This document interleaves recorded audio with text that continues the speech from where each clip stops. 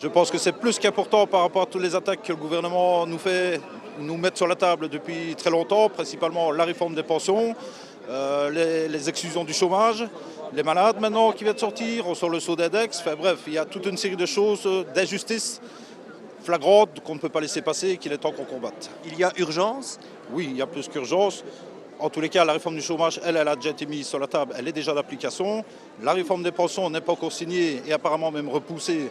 Donc il y a urgence à mener le combat et surtout à le durer. Je pense qu'on va être très nombreux à Bruxelles et c'est le meilleur message qu'on puisse faire passer au gouvernement. Et il faut faire des économies, entend-on, alors on les fait où?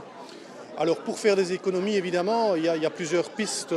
On a notamment, donc on entend souvent parler des super riches. Bon, peut-être qu'il y a en tout cas des pistes à les trouver de ce côté-là. Il y a également toute une série de secteurs qui aujourd'hui se portent très bien, qui ont réalisé des bénéfices plantureux. Et donc des économies, en tout cas, ou de l'argent à aller chercher, il y a toujours moyen, mais il faut le vouloir.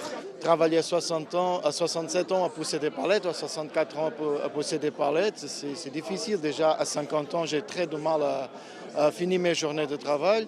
Imaginons à 60 ans dans des zones très chaudes et très contraignantes. Je me demande qu'est-ce qu'on va faire parce qu'on va mourir largement avant la retraite.